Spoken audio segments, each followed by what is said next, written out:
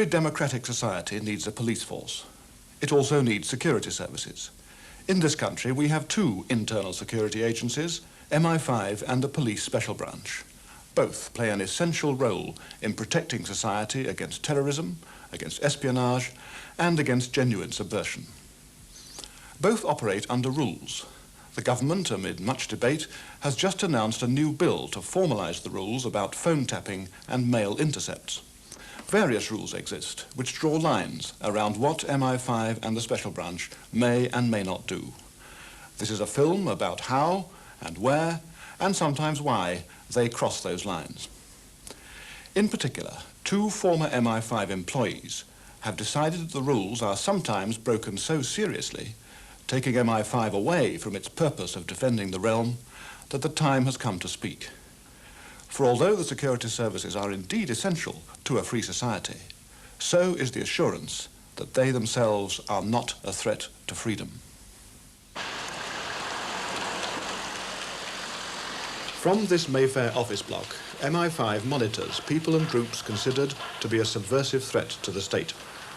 MI5's work is classified. Details of its activities rarely become public. Although the two former MI5 employees, both women, are covered by the Official Secrets Act, they have decided in the public interest to talk about their work. They don't know each other, but during their service they each became alarmed at the extent of MI5's clandestine operations in Britain, spying on political parties, trade unionists, and pressure groups like CND, whose views are dissenting but not illegal.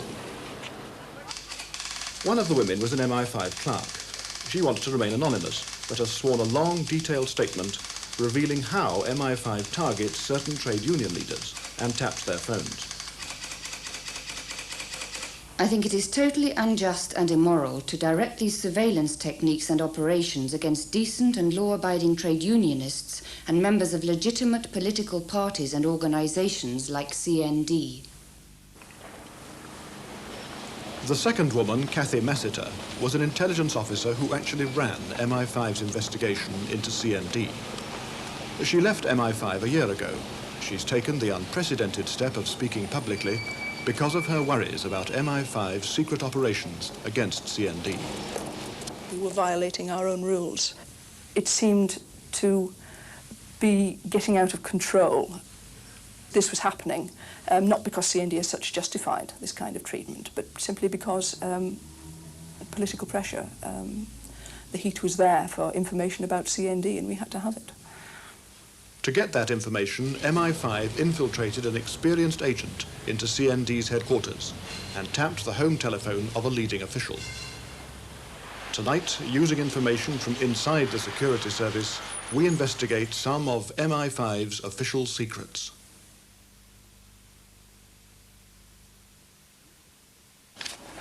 In 1970, Cathy Massiter was a dissatisfied librarian. She went back to her university appointments board seeking a new career. They were aware of a job going with MOD, which they understood was to do with processing information. They knew very little about it. They couldn't give me any details. I got a letter from B branch, the personnel branch of MI5, not, of course, identifying themselves as such, but saying, could I come for an interview? I was accepted for the job, and suddenly I found myself a member of the staff of MI5. Was it an exciting prospect to work for the intelligence community after being a librarian? I think it was, yes. Oh, yes, there was a decided flavour of the unusual, a sort of a world that one sort of only knew of through newspapers and spy stories and things. In fact, most of MI5's work isn't glamorous. It's painstaking and tedious. Cathy Massiter spent many years in F branch, which, among other things, studies left-wing subversives in industry. Much information about trade unionists is supplied by special branch officers, the policemen who work most closely with MI5. A parliamentary select committee has just finished investigating special branch because of concerns over its methods and objectives. Labour members of the committee were advised by the journalist Nick Davis. Technically, Special Branch are supposed to be quite independent of MI5, working on orders from their chief constables. In fact, Special Branch are, throughout the country, the arms and legs of MI5, who are like the brain in the middle. Special Branch are the servants of MI5, which is the master in the middle. Britain's 1,500 Special Branch officers investigate terrorism, espionage, sabotage and subversion. New Home Office guidelines published last December state: subversive activities are those which threaten the safety or well-being of the state and which are intended to undermine or overthrow parliamentary democracy by political, industrial or violent means. In practice, this means the Communist Party, Trotskyist groups, and to a lesser extent extreme right-wing groups are monitored and infiltrated by MI5 and Special Branch. Ronnie White was a Special Branch infiltrator. He's a Jew who joined the extreme right-wing National Front on behalf of a Jewish organisation. Then he got a phone call asking him to visit the local police station. There I was interviewed by a gentleman who later turned out to be a Special Branch man, who asked me why, as a Jew, I was attending National Front meetings. I explained. He seemed interested and asked if I'd give him the same service. White agreed. He took a false name and the Special Branch in Leeds rented a flat for him in this street. He became a leading National Front worker, while secretly helping the police to compile files on NF activists and take their pictures. The police cameraman was in an upper floor of the police station, which overlooked where I had gathered my members. Later, I would put names to the photographs. In order to sustain this cover, White often had to take part in violent attacks. I did things while I was in the front, which I've got to live with the rest of my life. We go in force, find a small group of coloureds,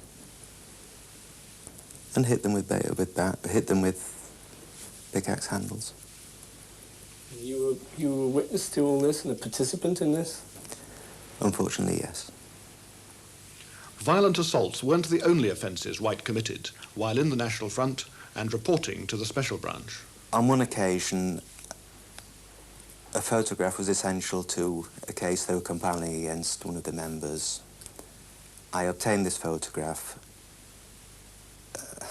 not legally. How did you do it? Well, I had to break into a house to get it, into a flat to get this. I told them how I would obtain the photograph, and nothing was said. White's infiltration of a legal political party, whatever its policies, raises the question of whether it's ever right for a police agent to break the law. Ronnie White has no doubts regarding the National Front. They were a force to be reckoned with. They had to be monitored. But what right had you, say, for instance, to carry out a burglary? I think the end justifies the means. But it's not just potentially violent groups that are infiltrated by Special Branch. The parliamentary inquiry heard that peaceful organisations have been monitored by a police agent who's a friend of a Manchester councillor, Tony Mackey. He works on behalf, or works for, on a sort of part-time basis, for a police sergeant in Special Branch in Greater Manchester. Now, I know that he has monitored the activities of the organisation Friends of the Earth, for instance. I've seen him at one of those meetings. And also, rather bizarrely, I thought, in February of last year, at a meeting of the National Council of Civil Liberties, which was being addressed by Roy Hattersley, who was then the Shadow Home Secretary. This friend of mine was making notes for the Special Branch. Councillor Mackey's contact has confirmed to us that he did work for Manchester Special Branch, but refused to be interviewed about why he was monitoring Friends of the Earth and NCCL. New Home Office guidelines for the Special Branch say: data on individuals or organisations should not under any circumstances be collected or held solely on the basis that a person or organisation supports unpopular causes. They don't say unpopular with whom. However, NCCL was certainly unpopular with MI5. During the mid-1970s, under a Labour government, an assistant director of MI5 personally had NCCL targeted as a subversive organisation. anybody who was on the national executive of NCCL, who worked for NCCL, or who was an active member to the degree of being, say, a branch secretary of NCCL, would be placed on permanent record. And the routine inquiries would be instituted to identify such people, and police inquiries were sought.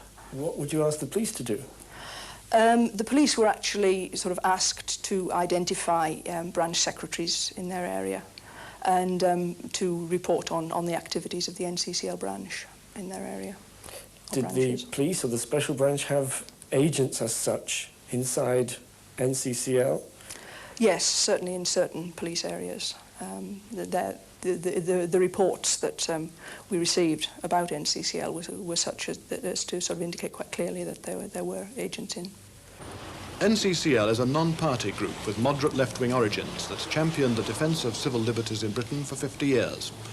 Its current General Secretary is Larry Gostin. What's his reaction to this official spying on NCCL? I suppose it angers me.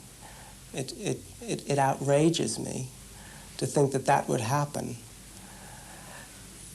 It just seems so outlandish for government or security services or police to actually think that a voluntary organization like NCCL is any threat to anyone.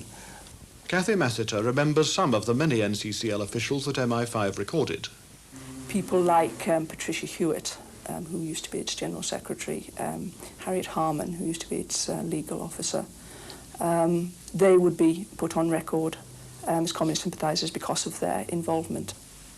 Harriet Harman is now a Labour MP. Patricia Hewitt is an advisor to Neil Kinnock, the leader of the Labour Party.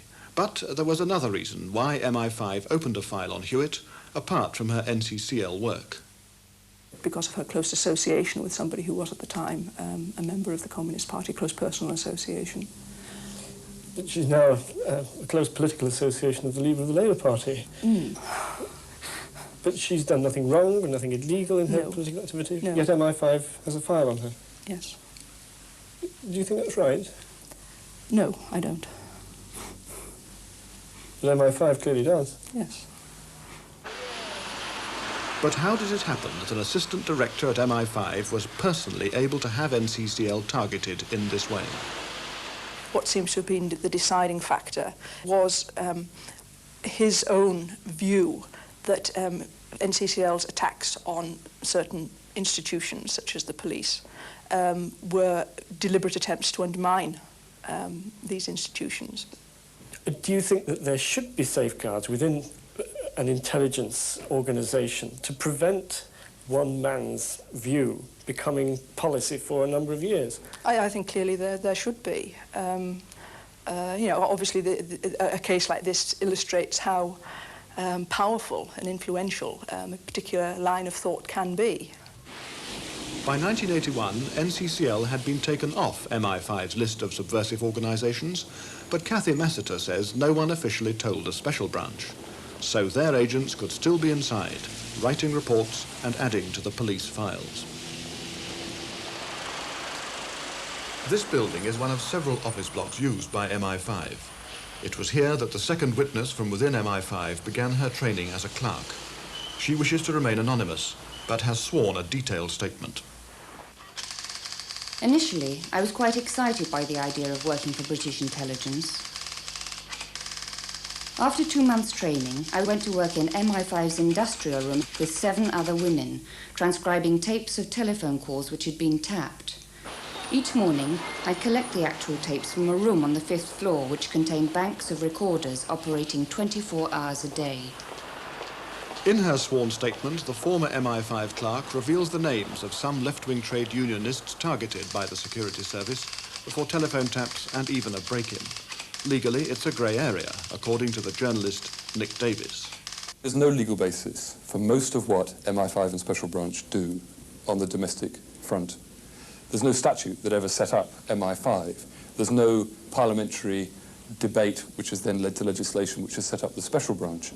On specific areas, like telephone tapping, there's very little legislation there, which is why the whole thing's just been to the European Court. Parliament is currently considering legislation on phone tapping following the European Court's ruling that British procedures broke the European Convention on Human Rights. Home Secretaries signed the warrants for phone taps carried out by the Police, Customs and Security Service. Figures published this month show 423 warrants being signed in 1984. But as a single warrant can cover a whole organisation, many more people can be tapped than indicated by the number of warrants signed. However, it's rarely possible to establish positively if a phone's been tapped. There's often more paranoia than proof. But Anne McHardy got proof while working as a Guardian journalist in Ulster. I was at a dinner party given by the Northern Ireland office. One of the officials there made it clear I had been tapped. He started to repeat a row I'd been having with my husband over the telephone. So I said to him, "How did you hear that?" And he said, "Oh, I've been listening to the tapes." And I said, "What tapes?" And he said, "Of your telephone." So I asked him to repeat the story again, and luckily for me, he was drunk enough to do it. The official who drank too much was Tommy Roberts, the hospitable head of information at Stormont Castle, and a close aide of Roy Mason, then the Labour government Secretary of State for Northern Ireland. I asked him why he'd been listening to the tapes, and he started saying, "Oh, I know all about you. We like to control journalists like you. We've had you followed as well." But given the terrorism in Northern Ireland, isn't it acceptable for the state to tap the phones of reporters in contact with paramilitary groups? Can be just about acceptable. But this particular incident broke all the rules. The man who heard the tape, the man who told me the story, had no connection with security. He had no legitimate access to the tapes. Ordinary phone engineers have virtually no contact with colleagues who tap telephones. We've discovered there's a team of about 40 phone tappers operating in London alone. All phone tappers are positively vetted by the security service. Some of the London tappers work from the top 2 floors of this building near Victoria Station. They're handled by a department called Network Services Field Projects, according to this internal directory. They're very secretive little outfit who work closely with MI5 and with Special Branch in London to actually go into the exchanges and physically put on the tap and then to run the monitoring end of that, that's to say the tape recording of the conversations. In 1977, soldiers were brought in as Britain's firemen went on strike for the first time. Few Fire Brigades union officials thought then that their phones would be tapped by the Special Branch. In Leeds, strike headquarters was in a Trades Council office, equipped only with a payphone. A union official remembers what happened. We had one man in that telephone box all the time, and he became aware that there were voices in the background saying they've just made a call, have you logged it and have you got it? Now, we thought, he's got to be crazy, until we all heard it in turn over the 9-week period. And you think that would have been a policeman, a Special Branch officer? Well, listening to your call? Somebody who was certainly logging it and taking interest in what we were doing and what we were planning. Apparent confirmation that firemen's phones were tapped was given to another union official from an unexpected source. We had long periods of discussions and negotiations in the Home Office with our national employers, and one particular period a group of us were sat chatting in between meetings, and a fairly senior civil servant happened to make a comment about something that we had decided as an executive council only very shortly before. When I say shortly before, a day or two before, which was a tactic that we would intend to use. One of my colleagues said to him, have you both been tapping our phones? And he said, we've got to know what you're going to do. And I think from that moment on, certainly all our executive council have been absolutely clear from that day to this that our phones have been and are being, our phone calls are being monitored. Soon after the firemen's strike ended in 1978, the MI5 witness joined the security service as a clerk and began attending training sessions. A woman lecturer told us rather boastfully that MI5 had long-term moles inside certain trade unions, so deep that even their own families didn't know their true purpose.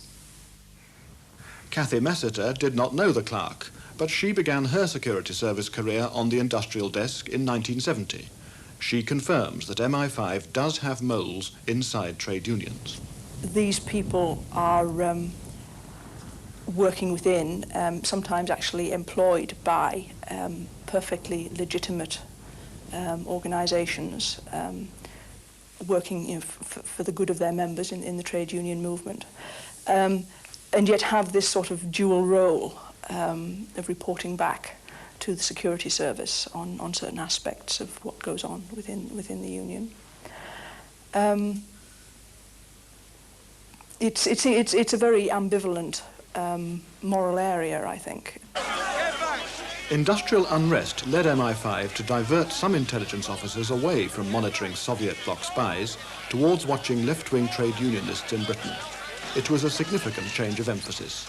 Nick Davis. And most people in MI5 date that shift in priorities from the 1972 miners' strike. This is exactly what's been taking place when the television cameras haven't been here. We're asking you, get a bloody photograph of this. The government suddenly felt really nervous that there was something in the trade union movement that was just too tough to handle. The veteran writer Chapman Pincher, confidant of many intelligence officers, believes there's a real threat to British industry from left-wingers. There are a number of examples where you've had trade unions, particularly at shop steward level, taken over by people who appear to have been intent on wrecking the industry. It's quite legitimate for either Special Branch or MI5 to try and prevent that. And the purpose of putting in informers is to try and stop that kind of wrecking. How would they do it? They would try and work on people already in the organisation. They would try and insert people, particularly into the local union structure affecting that. And they would tap telephones. Tapping telephones and infiltrating trade unions is carried out by MI5's F branch, now considerably expanded since the early 1970s. In her statement, the former MI5 clerk says they tapped the phone of Duncan Campbell, a prominent writer on defence and intelligence matters. They wanted to trace his sources. Left-wing trade unionists were tapped too. Margaret Witham of the Civil and Public Services Association, Mick Duggan of the same union, Derek Robinson, then a British Leyland shop steward, Mick Costello, a Morning Star journalist and a Communist Party official, Bill Dunn and Jerry Cohen, two other Communist Party officials, and John Deason of the Socialist Workers' Party. Cathy Massiter was also aware of phone taps on trade unionists deemed subversive by MI5. Whenever a major dispute came up, something at Ford's or the mines thing or post office, there was big post office strike while I was there. I mean, immediately it would become a major area for investigation. What were the communists doing in respect of this particular industrial action? And usually an application for a telephone check would be taken out on the leading comrade in the particular union concerned. But according to the former MI5 clerk, certain telephones were tapped in the late 1970s, irrespective of any industrial dispute. Mick McGarhy, a prominent communist and mine workers leader and a member of the Scottish TUC, was subjected to extensive surveillance, including the tapping of his home telephone. This gave rise to an office joke about the girls who had to listen to the tapes of Mrs. McGarhy's interminable telephone conversations with friends and relations. But we were able to get information from her chatting about his movements, which he himself was careful to conceal. She learned that MI5 bugged McGarhy's London hotel and a cafe where he met other trade unionists. It's not acceptable to us. Arthur Scargill's phone was tapped too during the late 70s. Scargill himself would occasionally shout abuse into the phone at the people who were tapping him. Was it likely that Arthur Scargill's phone would have been tapped during the latest miners' strike? Cathy Massiter. I would think it very likely, highly likely, in view of his particular history and his known political views. You could argue that when strikes like the miners' strike have descended almost into local civil war, it is both sensible and legitimate for the authorities to take every step to forestall violence and intimidation. But what about more ordinary disputes? Late in 1978, the Labour government was fighting for its life. Its ability to contain the unions and enforce its pay policy turned crucially on what happened to pay negotiations at the Ford Motor Company. Sid Haraway, a communist, was the key shop stewards convener at Ford's car plant in Dagenham. His phone was permanently tapped, and the MI5 clerk transcribed his calls. I was instructed by my superiors to listen out particularly for any reference to the Ford union's bottom line in the pay negotiations. It was considered of vital importance to obtain the union's private position.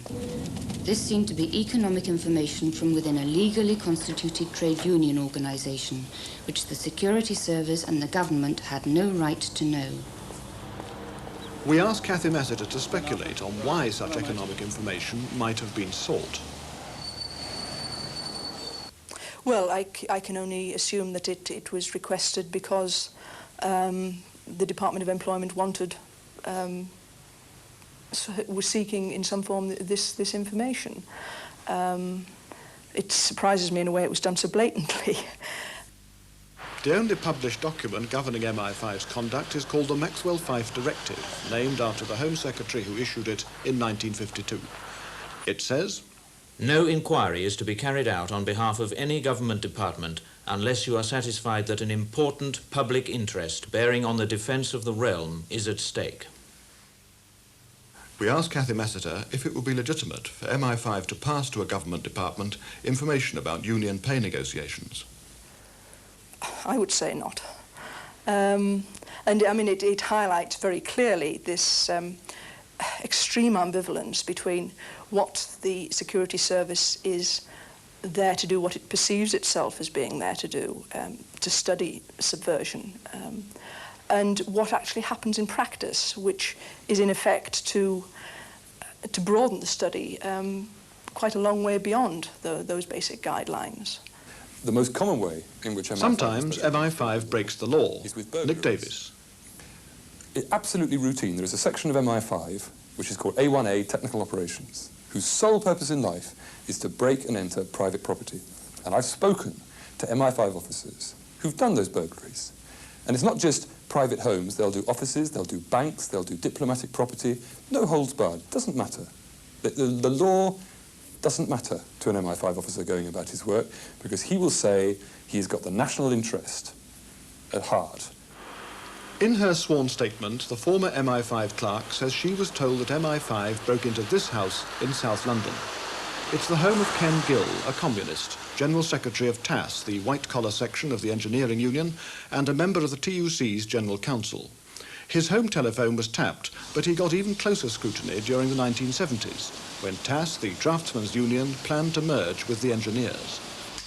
His home had been broken into and a bug placed inside a room to monitor talks between Mr. Gill and other trade unionists prior to or during the merger. I found this a sinister intrusion into a person's civil rights and privacy. Ken Gill has confirmed to us that important meetings regarding the union's merger were held in his home during this period. There are a number of people, MI5 officers that I know, who all they regret is that very many more people were not put under surveillance, that they didn't have the resources to do that. And they don't feel badly about making a surreptitious entry into somebody's house to check what they think is a list of communist suspects. On the other hand, there are people, particularly they tend to be among the younger people, who get rather worried about any invasion of domestic privacy, who think perhaps when they join MI5 they're there to counter actual spies who have been sent here by a foreign power, and they don't like looking at their own people.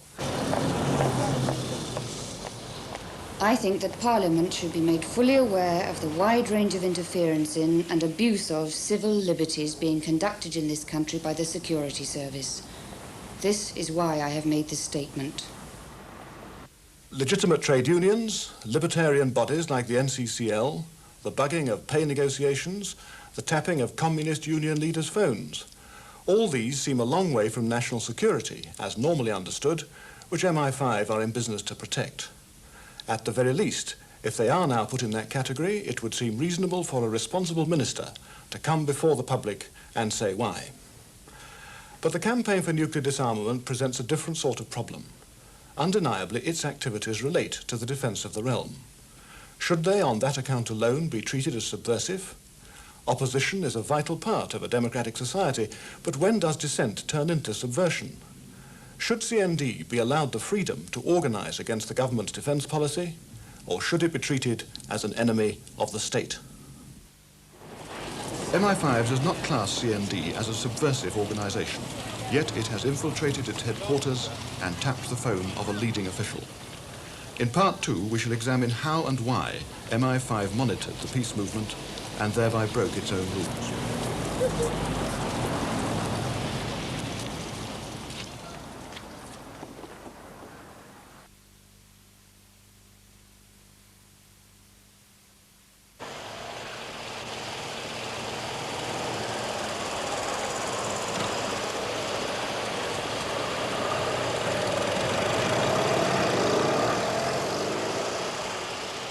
Newbury, Berkshire, 3 in the morning. Squads of police accompany a convoy of cruise missiles heading back to base.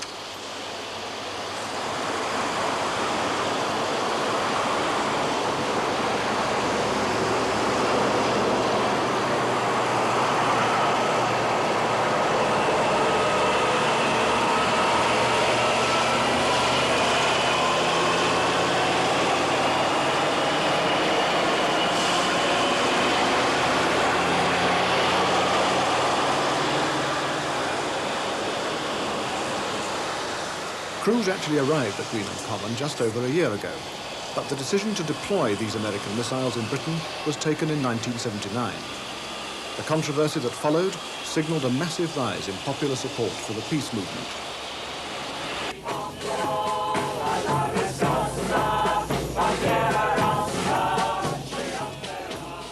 In 5 years, CND's membership has grown from a few thousand to 250,000 nationwide. CND became a political force in its own right. The Labour Party adopted CND's policy of unilateral nuclear disarmament. In 1981, Cathy Massiter, an experienced intelligence officer, was chosen to take over MI5's investigation of left-wing subversive influence within CND. She felt such a limited study of CND was legitimate, but she believes increasing political pressure meant she ended up studying the organisation as a whole, and led to the security service breaking its own rules. You couldn't just concentrate on the subversive elements in CND. You had to be able to answer questions on the non-subversive elements. And the whole thing sort of began to sort of flow out into a very grey area. This is the dilemma, presumably, of not knowing someone's a subversive until you monitor him. Yes, there is some truth in that, but in that case, you know, they're going to be monitoring all of us, aren't they? Her first job was to read MI5's files on CND. In the mid-60s, CND had been classified as a subversive organisation. Active members were recorded as communist sympathisers and went into MI5's records. MI5 has 2 thick files on Bruce Kent, CND's General Secretary. And Barbara Eggleston, national organiser of Christian CND, is on file too. No, because it's the ordination of... She's neither a communist nor a communist sympathiser. Yet MI5 has a file on her. Yes. Does that disturb you, really? Very much, yes. If this was the Soviet Union, or we were in some totalitarian state, I would not be surprised. I think it's ludicrous that someone like Barbara Eggleston, who's open as a door, and a committed Christian, devoted Christian, should have a file on her in our kind of world. It's sinister. People like Barbara Eggleston were filed as communist sympathisers when CND was treated as a subversive organisation. But by the time Cathy Massiter began her study in 1981, CND itself was no longer on the subversive list. According to the rules, this should have meant that active investigation stopped and that membership of the organisation was no longer enough to make someone a subversive. MI5's interest in CND should have been limited to studying the influence of communists and Trotskyists within it. But the practice was different from the theory. Paradoxically, the surveillance became more intense when CND was off the list than it had been during the decade when it was on it. Cathy Massiter believes this was because of increasing political pressure. Certainly. I mean, I can tell from the way CND sort of rose from being roughly half my work at the beginning of the 2.5 years to being all of it at the end. There was a reason for that. The reason was that CND was a politically sensitive issue. But in that time, one could not say that CND had become a greater subversive issue. And therefore, the difference is a political one. By 1981, the peace movement had become a mass movement, mounting the biggest demonstration ever seen in Britain.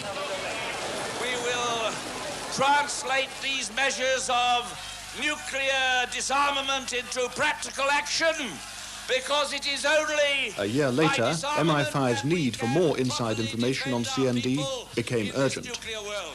I think it was perceived as more than ever necessary that we had to be able to answer very precisely whatever questions we were asked about CND and its subversive penetration, which meant that our study had to be perhaps rather closer than it certainly would have been otherwise. How did you achieve that?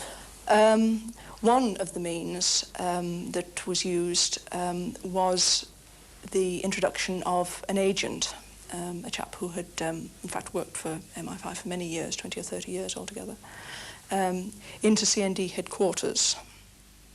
The agent was this man, Harry Newton, a 60-year-old lecturer in trade union studies and a lifelong activist in left-wing political groups.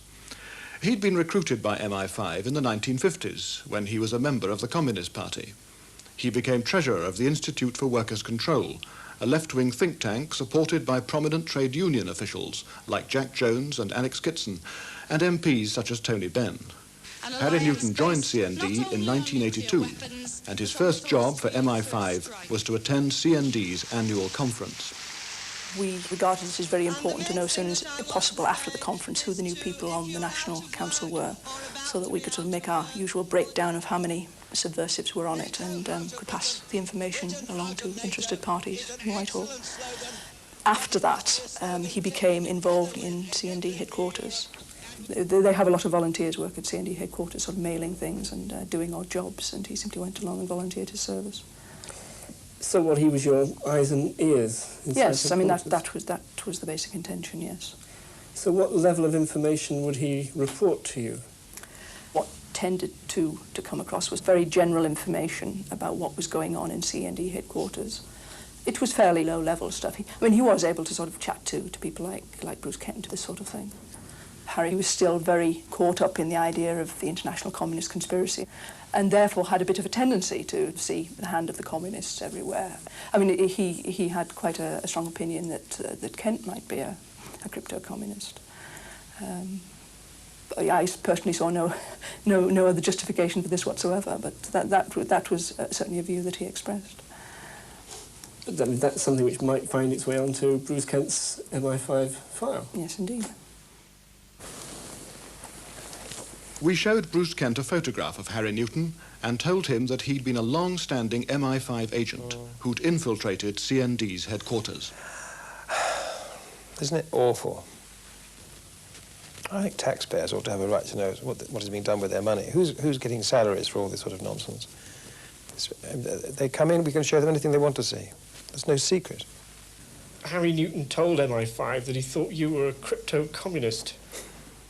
Really? Well, they've overpaid him in that case. I'm not a crypto-communist. I know what crypto means. I'm not a communist. Harry Newton provided MI5 with internal CND documents and papers.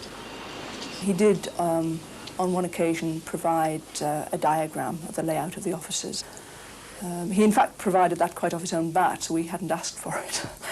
Presumably that would make it easier if you wanted to burgle the place. Very much so, yes. Yes. I mean, could that be what he was thinking?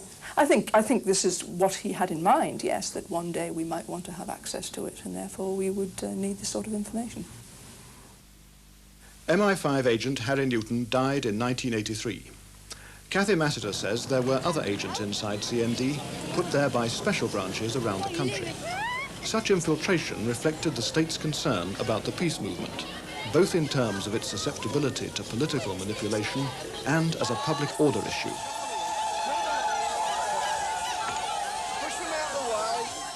That concern was most acute in 1983, election year. In January, Michael Haseltine had taken over as Defence Secretary. In February, he visited Greenham Common Air Base.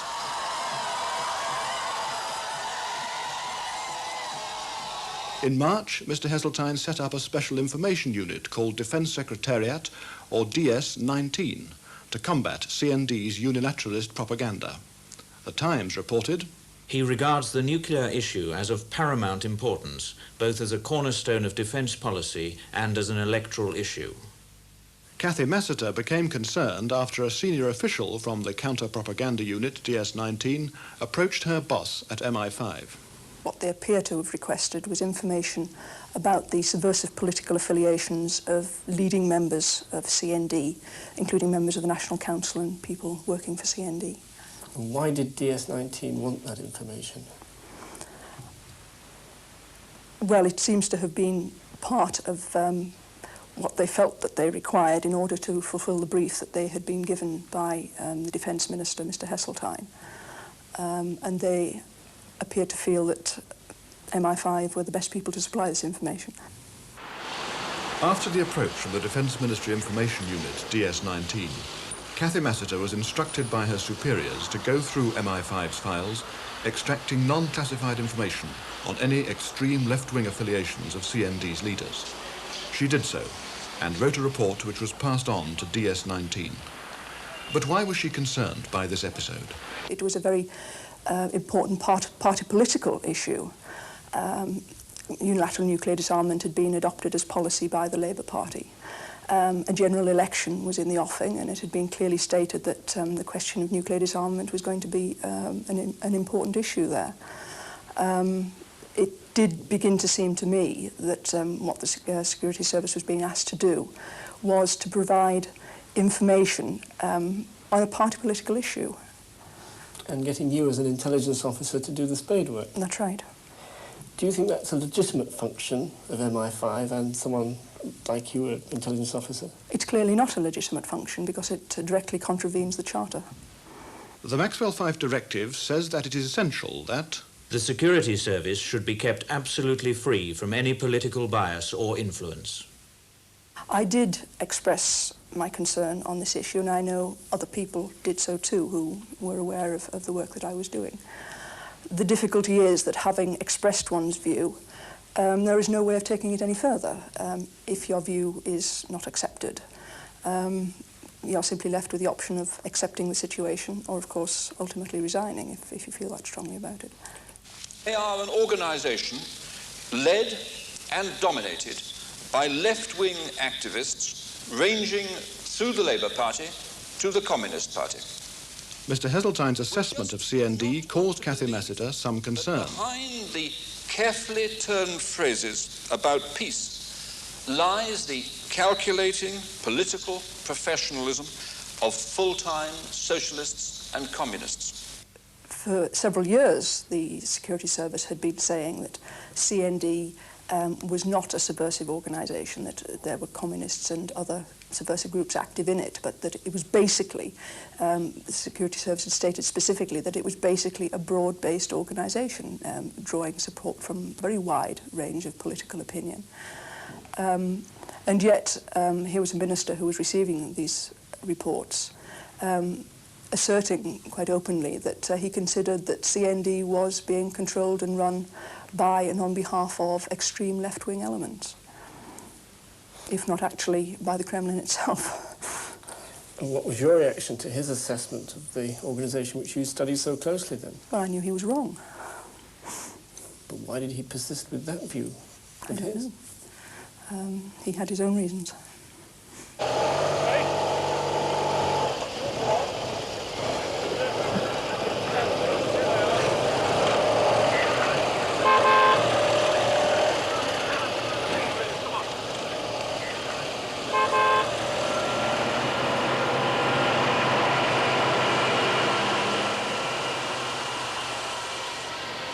CND claims that during cruise missile exercises, the authorities deliberately interfere with the phones of key supporters, preventing them from being rung up to go and track the convoys. They say they follow crews to prove it's impossible to drive these missiles to secret locations without the Russians finding out where they are. But doesn't tracking cruise convoys make peace campaigners a legitimate target for MI5? Intelligence specialist Chapman Pincher. What the KGB has always done in all countries is to try and make the maximum use of the resident population that it can manage to subvert. I'm not suggesting that many of these people are necessarily recruited, but they are being made use of. There's no doubt that by doing this, they have made themselves legitimate targets for MI5 to ask why are they doing it and who is getting the information. And therefore, if their telephones are tapped, they've only got themselves to blame because they know the situation. There is no mystery about telephones being tapped in this country. Everybody knows if you're a suspect person on security grounds, your telephone may be tapped. And so they shouldn't be surprised when their telephones are tapped, nor should they be too angry. But CND supporters who believe their phones were interfered with did get angry. This computer printout details numerous complaints that were submitted to the recent parliamentary inquiry into the special branch. Before a Home Secretary signs a phone tap warrant for MI5, he has to be sure the case involves major subversive, terrorist or espionage activity. The information gathered must relate directly to the defense of the realm. Normal methods of investigation must have been tried and failed or be unlikely to succeed. CND's allegations of phone interference caused a row. In the Commons last December, Labour's Shadow Home Secretary Gerald Kaufman pursued Leon Britton for answers. Will he categorically assure the House that he himself has approved no warrant authorising phone tapping of CND members? Will he make it utterly clear that the CND is not being pried into or listened into by Big Brother or, for that matter, by Big Sister either? Mr. Britton, like all previous Home Secretaries, wouldn't confirm or deny that a specific target had been tapped. But he did say this. There is no doubt at all that peaceful political campaigning to change the mind of the government and of people generally about the validity of nuclear disarmament, whether unilateral or otherwise, is an entirely legitimate activity which does not fall within the very strict criteria of the 1980 White Paper. In fact, Leon Britton did authorise MI5 to tap the home telephone of a leading CND official in August 1983, 2 months after the general election. Cathy Massiter says the possibility of tapping a CND official's phone was first discussed at MI5 the previous April. Shortly after passing of information to DS19, we received information from a very senior level within MI5 that they would be prepared to give favourable consideration to a telephone tap on a suitable communist target in CND. We were prepared, in fact, to go ahead with it before the general election, but it was deferred because of the election, as it was felt that it was too sensitive a matter to go ahead with at that time. In fact, it actually went on, I think, in August 1983. Why would they feel it was sensitive? If it was important for MI5 to tap someone's phone, surely it should not be a consideration that the general election's coming up. Well, it was, as I said, it was a very sensitive party political issue in a general election. And if it ever did come out that a tap had been actually on at that time, the motivation for that tap might have been strongly questioned, I think. So Cathy Massiter did question the need for a tap, but she lost the internal argument. So who did she choose? John Cox, a vice president of CND. He was the obvious candidate. He lives in Wales, and therefore there would need to be a fair amount of telephone communication between him and CND headquarters. I mean, Cox was already well known as a member of the Communist Party.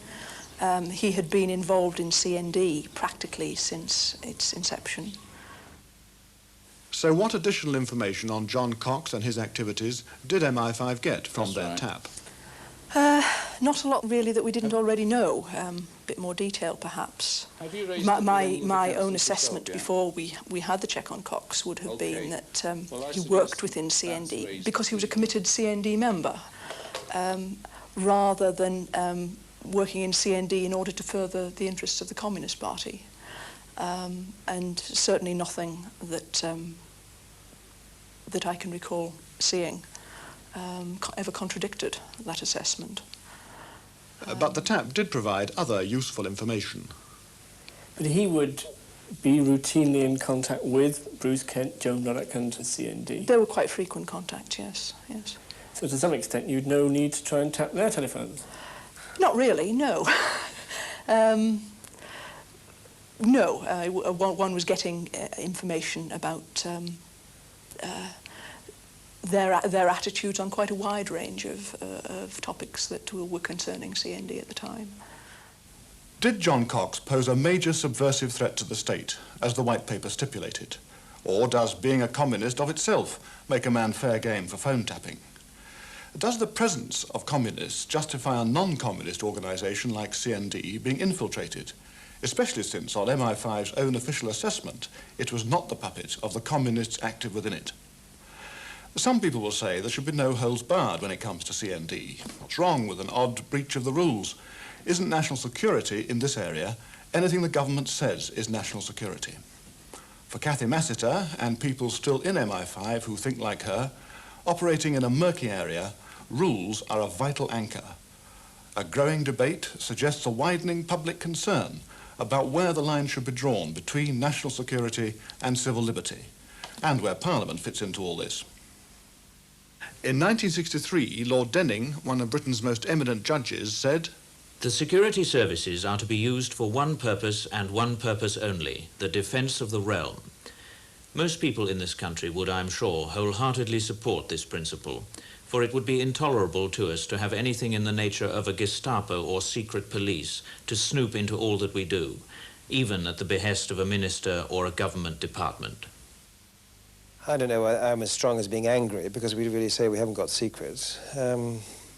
I've also got great admiration for whoever, the person who's actually revealed some of this to you, because that person must be taking considerable risks.